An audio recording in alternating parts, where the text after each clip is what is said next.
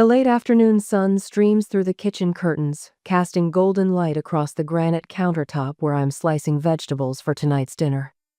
The warmth should be comforting, but the knot in my stomach tightens as Karen's perfectly manicured finger runs along the edge of my counter. "Nora, there's dust everywhere." Her voice carries the familiar note of disappointment that's become the soundtrack of my home these past 3 months. I don't know how Mark survives in this disaster.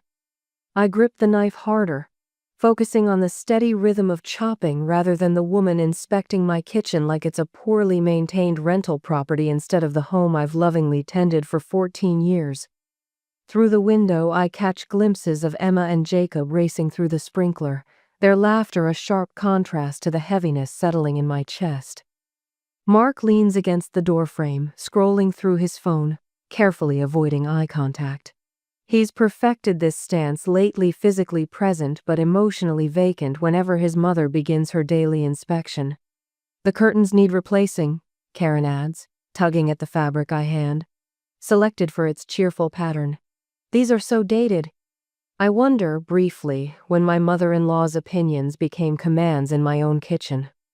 How we slid from Karen's visiting for the weekend to Karen's living in our guest room indefinitely without anyone consulting me. 3 months ago, when Frank passed away after 40 years of marriage, Mark had suggested his mother stay just until she finds her footing. She arrived with 4 suitcases for that weekend visit. Her apartment sits empty across town, yet here she stands, reorganizing my spice rack while criticizing my cooking techniques. "Mom, Nora knows what she's doing." Mark finally interjects, though his voice lacks conviction. He doesn't look up from his phone. "I'm just trying to help," Karen says, the practiced tremble in her voice activating Mark's instinct to soothe her rather than defend me. "Since I lost your father, keeping busy helps me cope." The vegetables blur as I blink back tears of frustration. This morning, like every morning lately, I woke to find my kitchen cabinets rearranged, laundry refolded in a way that communicates my inadequacy, and another family photo mysteriously replaced with one of Karen's choosing. "Dinner will be ready in 30 minutes, I say, forcing brightness into my voice for the children's sake as they tumble in from outside, dripping water onto the floor Karen just criticized. "Grandma!" Jacob rushes forward, leaving puddles in his wake. "Come see the fort we built." "In a minute, sweetie," Karen says, her voice transforming into honeyed warmth. "Let me help your mother first. She's struggling with dinner." "I'm not struggling with dinner. I'm struggling with her." Later, after the children are in bed, I slip into Emma's room to retrieve the history project we've been working on together. Tomorrow's presentation day, and I want to double-check her facts before morning. The folder isn't where she left it on her desk. A frantic search reveals it sitting neatly on her nightstand with noticeable changes handwriting that isn't Emma's has corrected several dates and rewritten entire sections. I noticed Emma's project needed help. Karen explains when I confront her in the hallway, voice low to avoid waking anyone. "The information was wrong. I fixed it." "That wasn't your place," I whisper, clutching the folder. "She worked hard on this. It's her project, not yours." "I'm just trying to help," Karen says, the familiar refrain that deflects all criticism. "You're busy, Nora. The children need someone with time for them." The implication lands like a slap. Before I can respond, Mark emerges from our bedroom, rubbing sleep from his eyes. "What's going on?" he asks, looking between us. "Your mother rewrote Emma's history project," I say, hoping finally for support. Karen's eyes fill with practiced tears.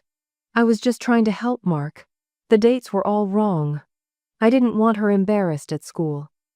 Mark sighs, running a hand through his hair. "Can we not do this tonight? Mom's just trying to help, Nora. She used to be a teacher, remember?" The betrayal feels physical, a hollowing out of my chest. I retreat to our bedroom without another word, laying Emma's project on my nightstand. Tomorrow I'll help her restore her original work before school. The next morning, I find my grandmother's cherished recipe cards in the kitchen trash, replaced by Karen's more organized system. Something snaps inside me as I rescue the yellowed cards, brushing coffee grounds from my grandmother's handwriting. That afternoon, I sit with Emma at the kitchen table, helping with fractions, when Karen walks in. I feel my daughter's attention shift immediately. "That's not how Mark learned it," Karen says, peering over our shoulders. "Let me show you the proper way, Emma." Emma looks up at her grandmother, then back at me, a flicker of doubt in her eyes that wasn't there before. The first seeds of undermining taking root. That night I write in my journal, how much more am I supposed to endure? The next morning, while Mark showers, I quietly return the family photos to their original places. Karen watches from the hallway, her jaw tightening as I methodically reclaim this small territory. "Those photos are staying where they belong," I say quietly, meeting her gaze without flinching. Mark enters, hair still damp. "What's going on?" Karen's voice trembles with practiced vulnerability. "I was just trying to help, Mark." Mark sighs heavily. "Can't we all just get along?" She's elderly, Nora. She's 64 and runs 5 miles every morning. When Mark turns away, Karen's lips curve into a smirk that disappears so quickly I almost doubt I saw it. Almost. Later, I stand in the bathroom, staring at my reflection while Karen's voice drifts up from downstairs, instructing my children on the right way to build with their Legos. A quiet voice inside me whispers, "This is your home, your family." I reach for my phone, a new determination in my eyes. I'm running late from work, the library having kept me an extra 20 minutes helping a college student with research materials. As I pull into our driveway, the familiar weight settles in my chest. Home doesn't feel like home anymore. The house is quiet when I enter, too quiet for a Thursday afternoon with 2 children. I set my bag down, listening. Karen's voice drifts from the kitchen, the conspiratorial tone she uses when she thinks I'm not around. I pause in the hallway, my hand still on the doorknob. "Your mother doesn't understand what a real family needs," Karen says, her voice dripping with false sympathy. "When I raised Mark, I made sure everything was perfect. Doesn't Mom love us enough?" Jacob's small voice makes my heart crack. 8 years old and already doubting his mother's love because of the poison being poured into his ears. She tries, in her way. Karen sighs dramatically. "Some women just aren't natural mothers." My hands shake with such fury I have to press them against the wall to steady myself. This isn't random criticism anymore. This is calculated destruction. Later that night, I start a new journal, different from my personal one. This one has dates, times, and exact quotes. Evidence. I write with such pressure the pen nearly tears through the page. The 12th of April, 4:15 p.m. Karen told children I don't understand what a real family needs, and implied I don't love them enough. Said I'm not a natural mother. Children present, Emma and Jacob. I flip back through 3 weeks of entries. A pattern emerges. Karen never criticizes when Mark is present. Her commentary is strategic, aimed at undermining me when there are no adult witnesses. The next afternoon, I receive a call from Emma's school principal. "Mrs. Stevens, I wanted to touch base about some concerns that have been raised," Principal Harmon says carefully. "Concerns?" My stomach tightens. Emma's grandmother mentioned some issues at home. She seemed quite worried about Emma's homework supervision and home environment. The fluorescent lights of our kitchen suddenly seem harsh, exposing a truth I've been avoiding. Karen isn't just annoying or grief-stricken, she's dangerous to my family. "Mrs. Harmon," I managed to keep my voice steady, "I appreciate your call. I wasn't aware of any concerns, and I'm Emma's primary homework supervisor. May I ask what specifically was mentioned?" The principal's hesitation speaks volumes. "Mrs. Stevens, this is awkward. Your mother-in-law implied there might be some neglect issues." That evening, when Mark gets home, I try again to make him see. "She went to Emma's school, Mark. She told the principal I'm neglecting our children." Mark sighs, running a hand through his hair. "I'm sure it wasn't like that, Nora. Mom's just concerned about the kids. She told Jacob I don't love him enough. My voice breaks.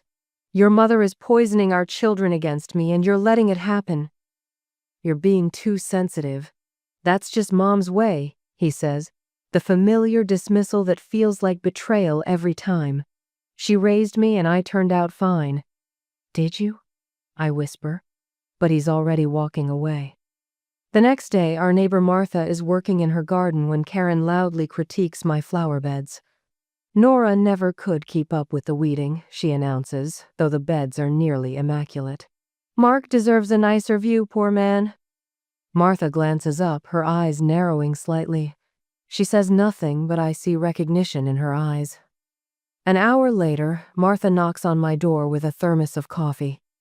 Thought you might need this, she says, stepping inside without waiting for an invitation.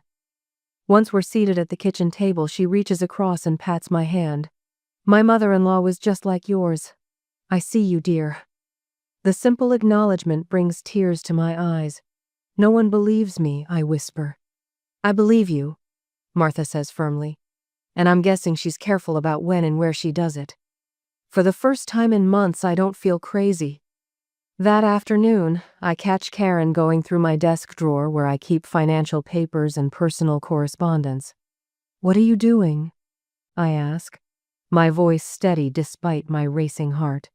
I'm just helping organize your mess, she says without apology, not even bothering to close the drawer. When I tell Mark that evening, his response is predictable. She means well, Nora. Don't make this bigger than it is. Later, I overhear Emma telling Jacob, Grandma says Mom can't even keep her papers straight. That's why Dad handles all the money. It's not true we manage our finances together, but the realization hits me like a physical blow. I'm losing my children's respect and my own home. The next morning, I invite Martha for coffee when I know Karen will be holding court in the kitchen. As we sit down, Karen launches into a story about how she single-handedly saved Mark from my chaotic parenting style. Martha smiles sweetly. My mother-in-law used to do the same thing, she says. Always criticizing, always undermining. My Richard finally had to ask her to move out after she convinced our son I was an unfit mother. Karen's face tightens, eyes darting between us. For once, someone else witnesses her true nature. After Martha leaves, I feel less alone. That night, I make a decision. I slip into the living room while everyone sleeps, my heart pounding against my ribs. The small recording device fits perfectly behind a family photo one Karen hasn't yet replaced. My trembling fingers reveal my fear but also my determination.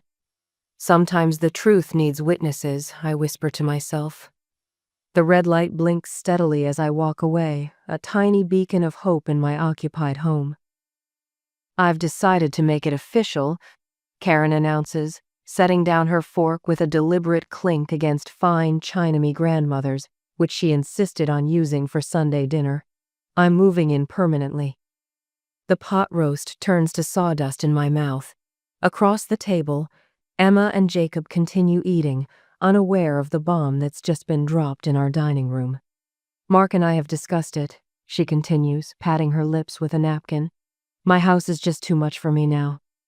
I turn to my husband, searching his face for confirmation of this discussion I was never part of. The flicker of surprise in his eyes tells me everything. Mom, we haven't, he begins. Oh, don't be modest, dear. Karen waves her hand dismissively. You were so supportive when I mentioned it last week. I watch the confusion on Mark's face transform into reluctant agreement. It's like witnessing a master puppeteer at work, the slight tilt of her head, the carefully placed tremor in her voice, the practiced vulnerability that turns my husband from confused to compliant in seconds. I just thought we'd talk about it as a family first, he finishes weakly. Karen's eyes meet mine across the candlelight, the triumph in them unmistakable. I hold her gaze steadily, refusing to look away first. Something about my calm reaction seems to unsettle her more than any protest would have. Well, I say, reaching for the salt, that's certainly news. Later that night, After the children are in bed, I sit cross-legged in our closet with my phone propped against a shoebox. The screen shows Karen methodically removing my sweaters from their shelves, skiing at their organization before refolding them her way. This is the third recording this week. I label the video with today's date and add it to my growing digital folder labeled simply Truth. Inside are dozens of files. Karen telling Jacob his mother doesn't understand what boys need. Karen informing Emma that your mother tries in her way. Karen on the phone with her friend Judith, describing me as completely overwhelmed and in over her head. The folder grows heavier with each passing day, like stones collected for some future reckoning.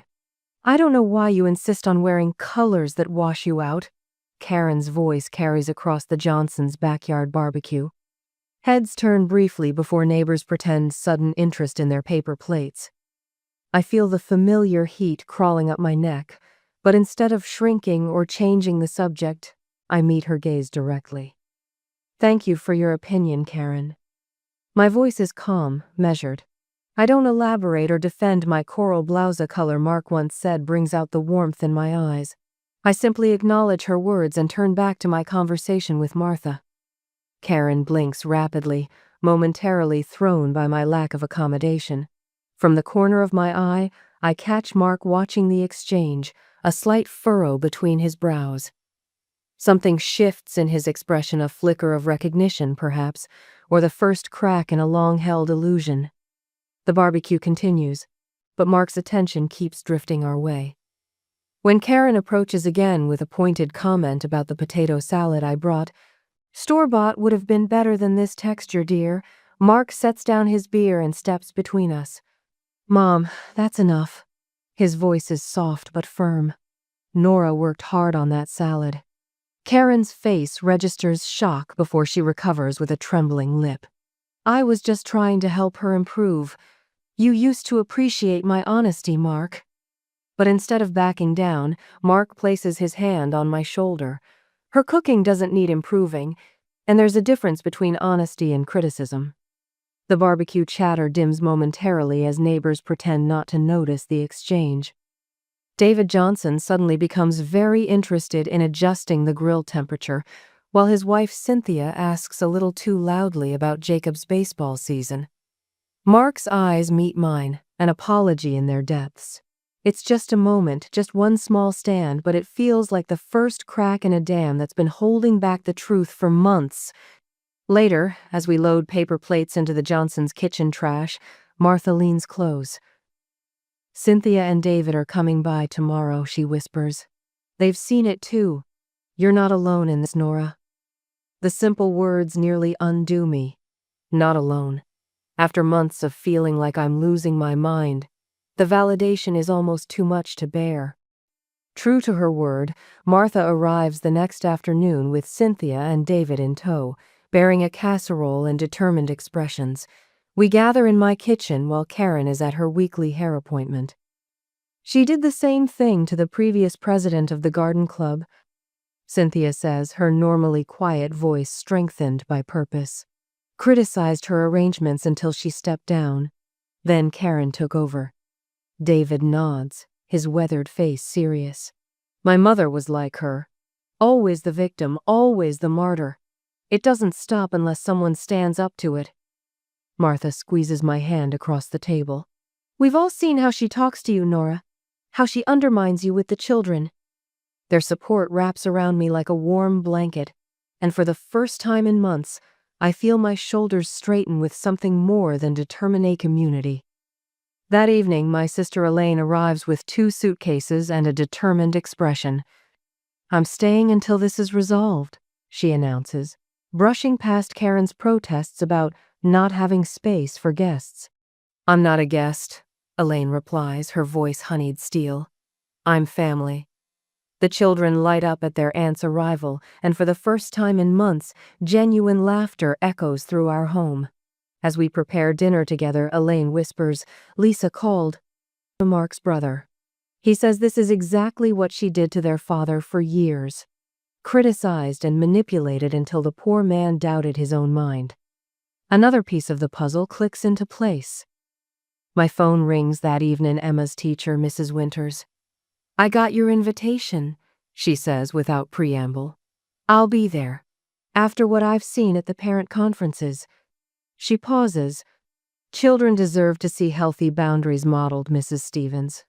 What you're doing matters." When I hang up, Jacob looks up from his homework. "Mom, is Grandma going to be mad at you forever?" I kneel beside him, this sweet boy with his father's eyes and my stubborn chin. "Grandma isn't mad, honey. She's just used to things being a certain way. Sometimes adults need to learn new ways of treating each other. Like how you said I can't call Billy stupid even when he's wrong?" I smile, running my hand through his hair. Exactly like that. I'm chopping vegetables for dinner when Karen enters the kitchen, her footsteps deliberately heavy to announce her presence. I brace myself for what's coming.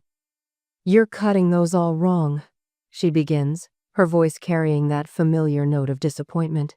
"The nutrients leak out when you chop them that way." Without looking up, I calmly reach for my phone on the counter and press record, turning the screen so she can see the red light blinking. "Please repeat that, Karen. I want to make sure I understand your concern about the vegetables." She freezes, mouth half open, eyes fixed on the phone. For the first time since she arrived with her 4 suitcases for the weekend, I see something new in her expression.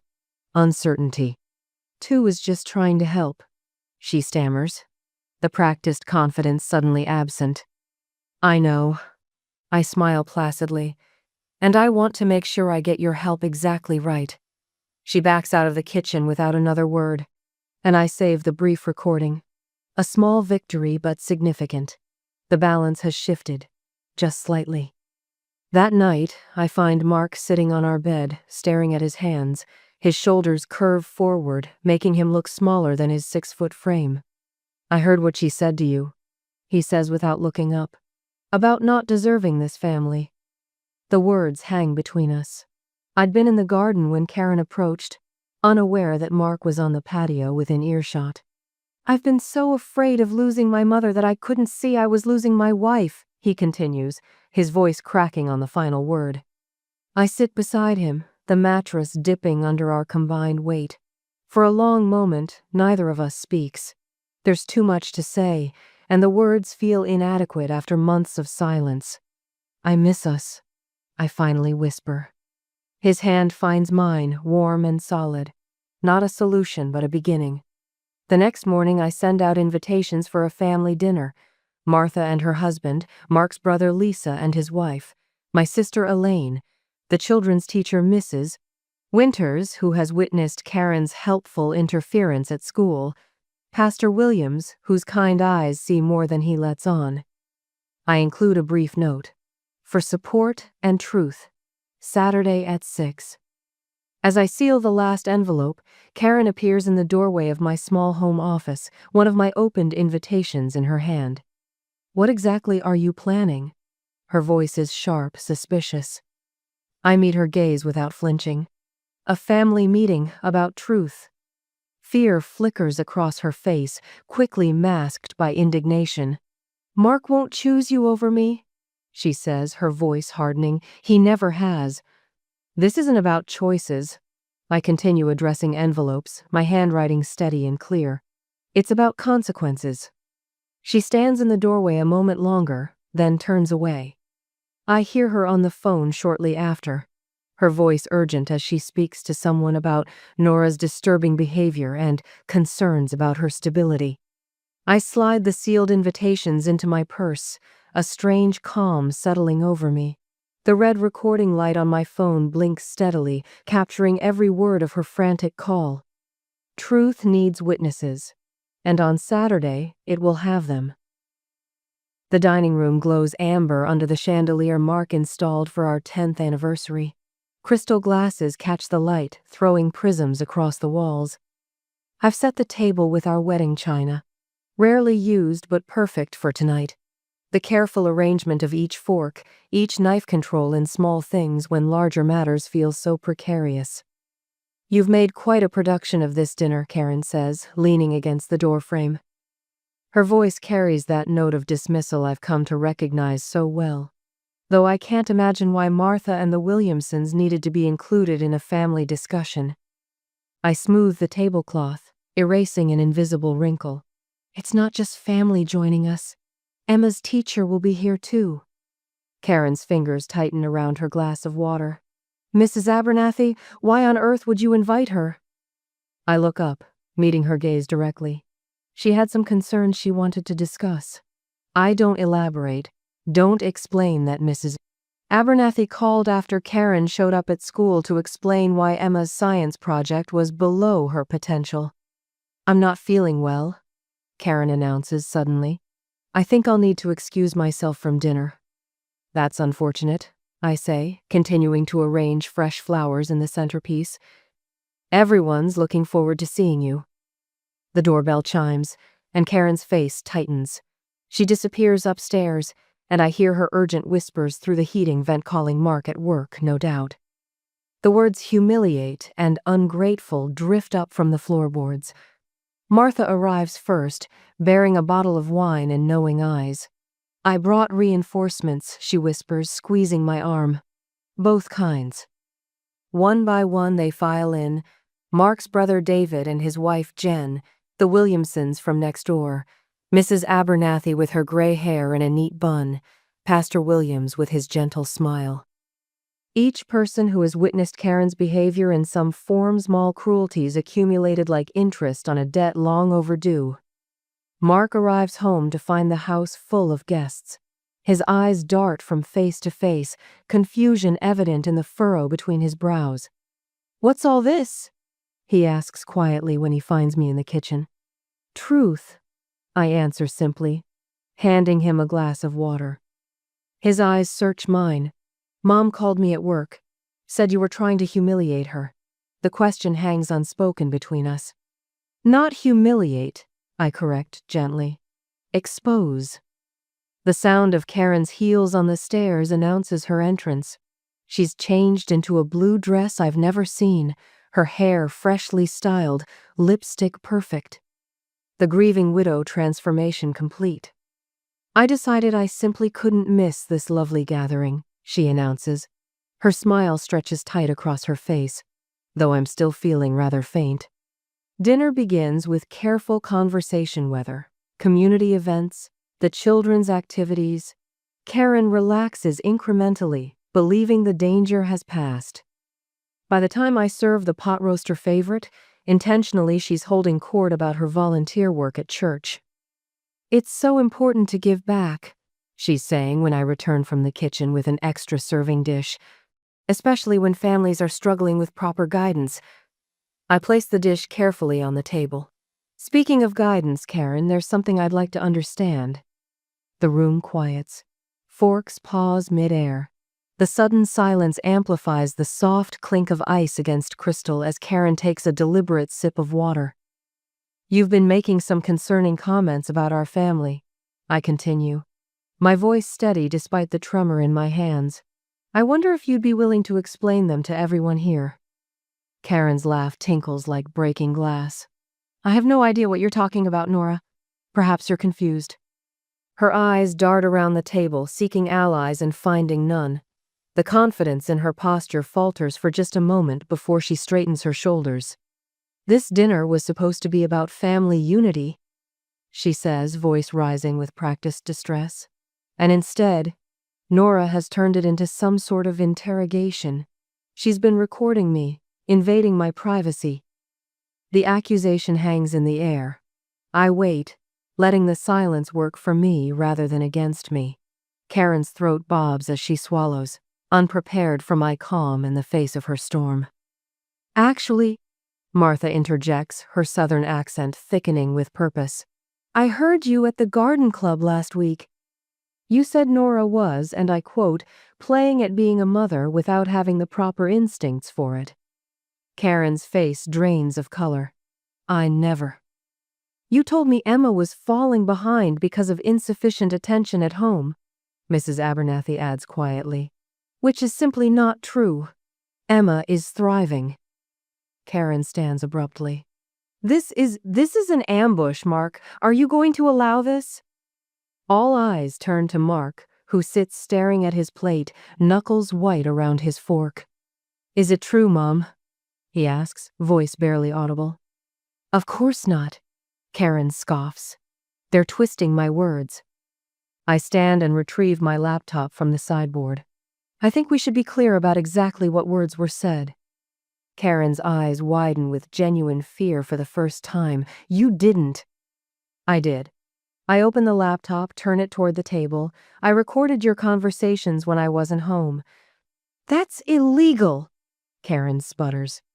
Not in Pennsylvania, with single-party consent for electronic recordings in your own home, David says. My brother-in-law, the attorney, nods at me. And given what you've been saying to my niece and nephew, I fully support Nora's decision. I press play, and Karen's voice fills the dining room. Your mother doesn't understand what a real family needs. She tries in her way, but some women just aren't meant to be mothers. Jacob's small voice follows.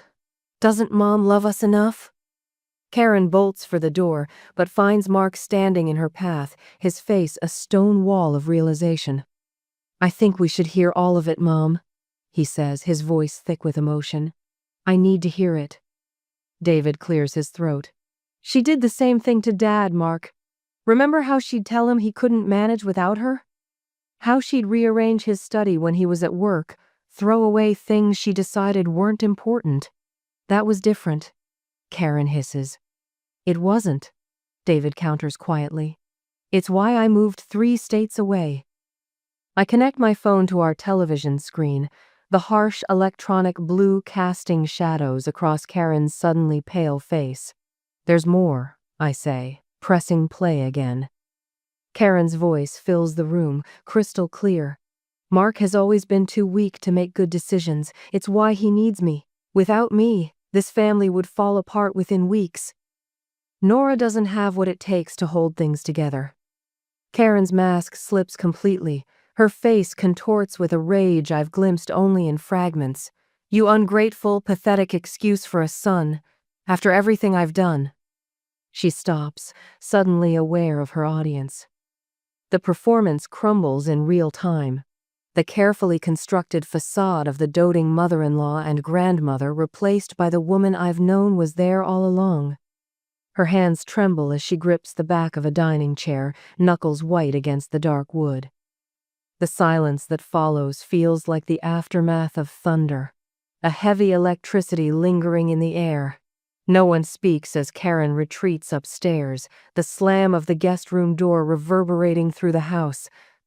One by one, our guests speak quietly with me, offering support, confirmation, solidarity. Pastor Williams places a weathered hand on my shoulder. Boundaries are biblical, Nora. Never doubt that. Later, I find Mark sitting alone in the dark living room, head in his hands. I settle beside him, our shoulders barely touching. Tomorrow will be different, I say quietly. Above us, the unmistakable sound of a suitcase being dragged from the closet echoes through the ceiling. Mark reaches for my hand, and for the first time in months, I don't pull away. The morning light streams through our bedroom curtains, harsh and revealing after last night's dinner party exposures. I've barely slept, listening to Karen's movements in the guest room drawers opening and closing, the muffled sound of phone conversations well past midnight. My body feels hollowed out, as if I've survived some natural disaster and am surveying what remains. Mark sits on the edge of our bed, tying his shoes with mechanical precision. She's been up all night calling people. His voice carries an unfamiliar edge. Pastor Williams, my cousins, even my boss. I know. I slide my grandmother's silver locket around my neck, the one Karen once suggested I update with something more modern. Today, its weight against my skin feels like armor. From downstairs comes the sound of Karen's voice, the affected tremor perfected over decades. I catch fragments. Terrible misunderstanding, and at my age. And my poor son. Mark meets my eyes in the mirror. She's packing. Not leaving, I correct him. Positioning. The kitchen falls silent as we enter. Karen stands by the counter, suitcase positioned dramatically by the door, tissues clutched in one perfectly manicured hand. Her eyes are red-rimmed but dry. The performance is flawless. I can see I'm not wanted here. Her voice cracks on cue. My own son turning against me. Mark stiffens beside me, but doesn't rush to comfort her as he would have yesterday. The air between them has changed, charged with his new awareness. I have nowhere to go. Karen glances toward her suitcase. At my age, she reaches for her phone. I'll just call Pastor Williams about that senior housing he mentioned. I recognize the script, the crisis, the helplessness, the solution that requires Mark to rescue her. I've watched this play performed countless times, always with the same ending. Mark consoling, apologizing, surrendering. But today, Mark simply says, "Mom, please sit down, we need to talk."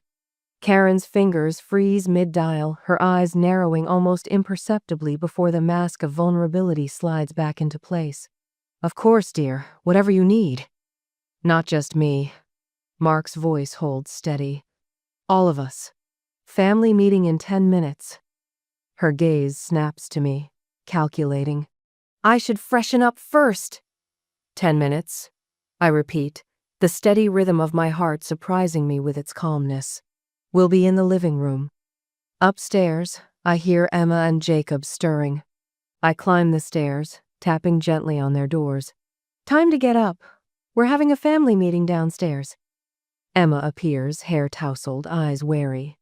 "Is Grandma leaving?" "We're going to talk about some changes," I say carefully. "All of us together." Jacob peeks around his door. "Is Grandma still mad about the recordings?" I kneel to his level. Grandma is feeling lots of things right now, but today isn't about her feelings. It's about our family and what we need to be happy and healthy.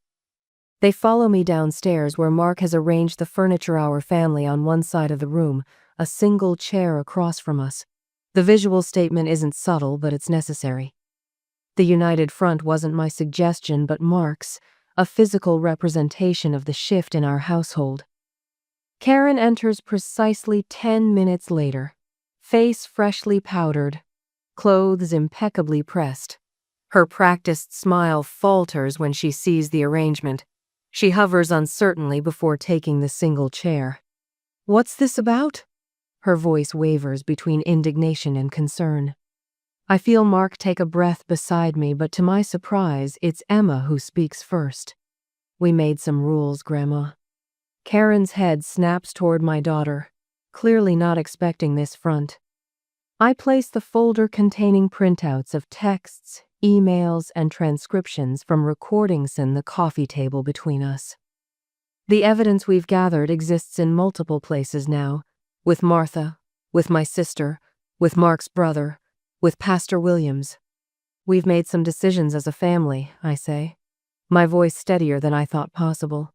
You have 3 options, Karen. Her spine straightens, the victim posture vanishing as she realizes the script has changed. Options?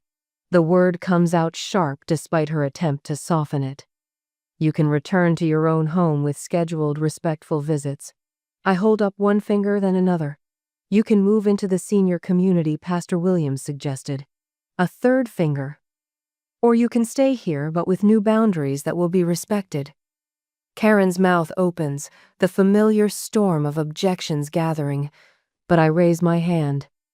Before you answer, you should know everything has been documented. I tap the folder. The church board, family members, neighbors, they've all received edited highlights of your behavior. Her face pales beneath the makeup. Your choice now determines what else they need to see. The room falls silent except for the ticking of the grandfather clock Karen once insisted we move to create better flow. Its rhythm measures the seconds as Karen's face cycles through emotions, disbelief, calculation, anger, and finally the realization that her usual tactics have lost their power. Mark leans forward. "Mom, I love you, but this stops now." "The way you talk about our mom isn't nice," Jacob adds, his small voice steady. "And you keep changing my homework," Emma says. "My teacher noticed." Karen's hands clutch her purse so tightly her knuckles whiten. Fine, she says finally. I'll go back to my house, since I'm clearly not appreciated here. We'll help you move tomorrow, I say before she can dictate terms. Visits will resume in 1 month. A month? Karen's voice rises. Those visits will end immediately if the behavior returns. I continue calmly. The finality in my tone silences her. For perhaps the first time in her life, Karen Stevens has no ready response. Mark's brother arrives an hour later to help with Karen's things. As they load the car, I feel neither triumph nor guilt, but a quiet certainty that we've done what was necessary. Mark turns to me in the driveway after Karen leaves. I should have seen it years ago, I'm sorry. The children wrap their arms around my waist, forming a circle that feels like healing beginning. Only later, clearing dishes from lunch, do I notice the folded paper on the kitchen counter. Karen's handwriting, elegant and precise. This isn't over. I crumple the note, dropping it into the trash with the day's other discards. Yes, it is. The November sun spills across our backyard, painting the fallen leaves in amber and gold. From my spot on the porch, I watch Mark tending the grill while Emma and Jacob help arrange the Thanksgiving table settings. There's an ease to their movements, a natural rhythm that had disappeared during those dark months with Karen. 6 months, half a year since she moved back to her own home with clear boundaries in place. The transformation feels almost miraculous. Need a refill? Martha appears beside me with a steaming pot of coffee. Thanks. I hold out my mug, breathing in the rich aroma. Hard to believe where we were this time last year. Martha settles into the chair beside me. You fought for what mattered, Nora. Not many have that courage. Inside, the dining room glows with traditional Thanksgiving warmth, the rich burgundy tablecloth, golden candles, and the centerpiece Emma crafted at school. Through the window, I catch sight of Karen arranging the dessert she brought precisely according to the boundaries we established. She's allowed to contribute, but not take over. She can visit, but not dictate. She can love her grandchildren, but not undermine their mother. The doorbell chimes, and I rise to welcome Mark's brother and his family. The house fills with genuine laughter, not the tense, walking on eggshells kind that had become our norm, but the authentic joy of people who feel safe with each other. Nora. Karen's voice behind me carries that familiar note of criticism. The tablecloth has a stain near the corner. I turn, meeting her eyes directly. The silence between us speaks volumes. She remembers our agreement, sees my unwavering gaze, and something shifts in her expression. I brought a lovely fall centerpiece that might draw attention away from it, she amends, her tone softening. Thank you, Karen. I'll consider it. My voice remains warm but firm. Emma appears at my side, 12 going on 20 in her quiet confidence. Grandma, I already made a centerpiece for the table. Would you like to see it? I catch the flash of irritation in Karen's eyes, quickly masked with a smile. 6 months ago, this interaction would have ended with Emma doubting her creation and me fuming in silence. Now my daughter stands tall, secure in her contribution. Of course, darling. Karen follows Emma, her centerpiece still clutched in her hands. Jacob bounces in from the backyard, cheeks flushed with cold and excitement. Mom, Dad's letting me flip the burgers. Wonderful. I tousle his hair. Just be careful near the flame. I know. He rolls his eyes. The gesture so perfectly 8-year-old that I laugh.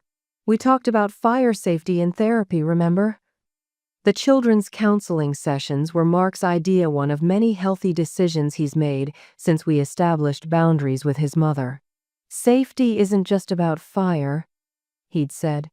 It's about them feeling secure in their own home. In the kitchen, I find Mark's brother Dan organizing drinks. The kids seem great, he says quietly. A lot different from last Thanksgiving. Last Thanksgiving, when Karen criticized every dish, rearranged my table settings, and told Emma her handmade place cards were sweet but amateurish. When Jacob asked why Grandma was always mad at Mommy. When Mark had stood silent, caught between wife and mother. Counseling has helped. I arranged glasses on a tray. All of us needed to process what happened. I should have spoken up sooner, Dan admits. Mom did the same thing to Dad all those years. Before I can respond, Mark calls everyone to the table. The meal unfolds with an ease that still surprises me after years of tension. When Karen begins to comment on my stuffing recipe, Mark catches her eye and she smoothly pivots to discussing the weather. The subtle exchange happens without drama, just the quiet enforcement of boundaries we've all learned to maintain. After dessert, Emma pulls out the family album she's been working on for a school project. It's about family traditions, she explains, flipping pages that show holidays, birthdays, ordinary moments captured in photographs. That's not how we did Thanksgiving when Mark was little, Karen begins, the familiar criticism creeping back. In our family. This is how we do it in our family now, Grandma, Emma says with gentle confidence. I'm showing our traditions. Karen blinks, startled by this new Emma who speaks her mind without fear. I see the moment she decides not to push, the careful recalibration. Well, families evolve, don't they? She offers, glancing at me. I nod, allowing this moment of grace between us. Later, after Jacob insists on showing Karen his science project, no longer seeking her approval but confidently sharing his accomplishment, guests begin to depart. Mark walks his mother to her car, their conversation low and private in the driveway. In the quiet aftermath, I find myself in our bedroom, drawn to the bottom dresser drawer where I'd tucked away my journal from those dark months. The leather cover feels weathered under my fingers as I open it, scanning entries that chronicle a pain that now feels distant but instructive. The last entry, written the night before our family confrontation, how much more am I supposed to endure? I close the journal, feeling the weight of that question and the journey to its answer. Not simply an ending, but a transformation. That evening, after the children are asleep, Mark and I sit on the porch swing, sharing the comfortable silence we've rediscovered through months of counseling. Mom actually thanked me today, he says, his hand finding mine in the darkness, for setting boundaries with her. Can you believe it? What did she say exactly? That she never realized how much her helping was hurting us. He sighs. I don't know if she really understands, but at least she's trying. The swing creaks gently beneath us, a soothing rhythm. My thoughts drift to the support group I started at church 3 months ago. 6 women, all navigating difficult family relationships, all finding their voices after years of silence. Your group has another new member? Mark asks. 2, actually. Martha's sister and someone from Jacob's school. I lean into his shoulder. It helps, sharing what we learned the hard way. Do you think she's changed? Mark asks suddenly, gazing toward his mother's departing headlights. I consider this, watching the last light fade from the horizon. No, I finally answer, but we have. Mark nods slowly. That's the real victory, isn't it? Not changing her, but changing how we respond to her. Inside, the phone rings. Mark tenses, slight old habits die hard, but I remain relaxed. Probably your mother calling to thank us for dinner, I say without concern. And if she starts in about how you overcooked the turkey? I smile into the gathering darkness. Then I'll thank her for her opinion and change the subject. Some battles aren't worth fighting anymore. The peace we've found isn't the absence of conflict, but the presence of wisdom. Karen hasn't changed her nature, but she's learned to operate within our boundaries. We've stopped expecting her to become someone she's not, and instead created the family environment we want despite her limitations. As we rock gently under the first emerging stars, I realize the true gift of this journey. Not just reclaiming our home, but rediscovering ourselves in the process.